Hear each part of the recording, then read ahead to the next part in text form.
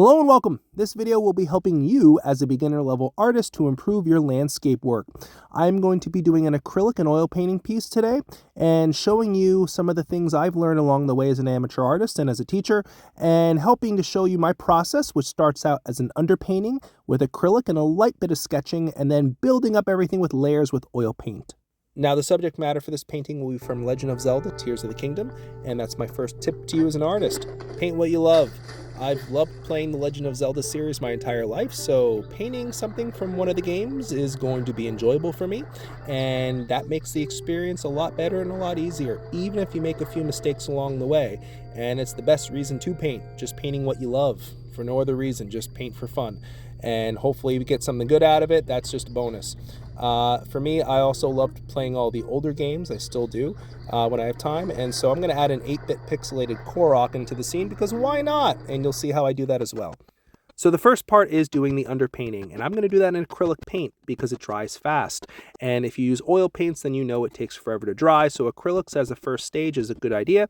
For this, I'm just blocking in all the major shapes and colors, and I'm going to tell you right now, it is okay not to do a good job with this because the underpainting is just to lay out the big shapes. Artists call it blocking in the shapes.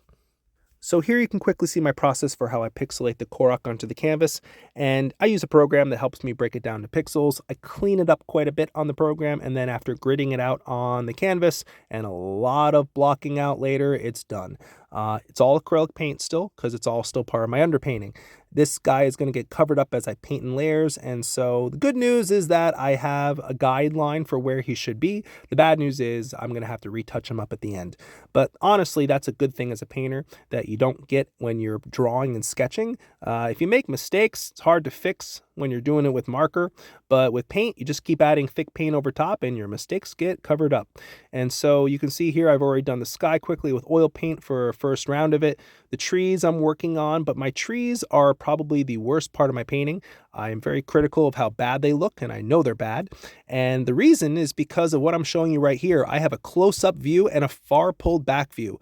Up close, I'm seeing good things, but when I walk away from the painting on the right and look at it from far away, I realize how bad it looks, and the colors just look off, and I haven't really done my values right. And so, as an artist, it's important to step away from the painting. Your eyes will deceive you. What you think looks good up close may not. What you think looks bad up close may actually look wonderful when you pull back a bit from the painting. And so that's the next thing you got to work on, is just taking a break every now and again and letting your eyes take a new glance at it. That might just be stepping back from the canvas, but that might be taking a whole day's break so that you can see with new eyes, fresh eyes, what you've done well, what you've done wrong. Maybe you've been too hard on yourself. Maybe you missed something really important that you have to work on. Now, as I'm painting the grasses here, you can see me going from yellow to green with the different hills, and that is not how it originally looked when I played the game, but I made that change in choice on purpose to create depth and perspective. Contrast is really important, and being aware of how much space you have between objects is important because your eyes can blur things, and what looks clear on a picture isn't always as clear on a painting, and so you need to make changes to things to help out. You can also see me using red in the grass there quickly to create a contrast for the shadows that I'm trying to implement with the trees above. And with the water here, you're going to see me keeping some of that underpainting that I put in. I really like that bluish green that showed through, and so I don't want to cover all of that up. So I'm trying to work with some of that and keep it there on the canvas. So as you work with multiple layers of paint, it's important to note you got to let it dry in between enough. Acrylic paint, you don't have to wait long. Oil paint, you do a few days at least before you start to layer, and you need to use different types of mediums to paint over it properly so it doesn't become a muddy mess. I love the water. I'm going to leave it just like it is. The trees, even though I'm going to try my best to fix this up, I can't fix the fact that I grounded them into the wrong parts of the grass. That just doesn't look right, but that's okay. I wish I had stepped back like I told you, but you can learn from my mistake and do a better job on your own painting. So probably the most important tip I can give to you as a beginner artist would be to be wise with your money and not buy a lot of brushes. I've only used a fan brush so far and a couple different types of flat brushes to create all of this. You can create so many different effects with a flat brush with the way you hold it.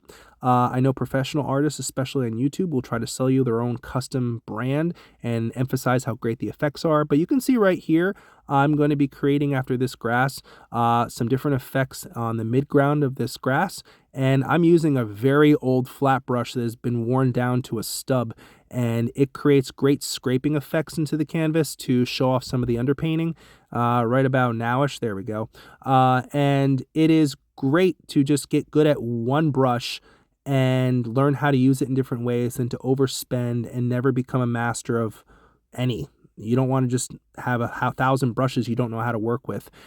So I'm almost done with the painting at this point, and I'm fairly happy with it. The colors are a bit off. The trees I hate, but the mountains are great. The water's wonderful. I love my little Korok I put in there.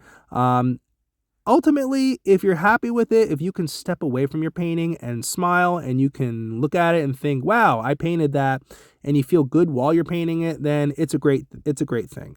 So don't be hard on yourself and just keep painting.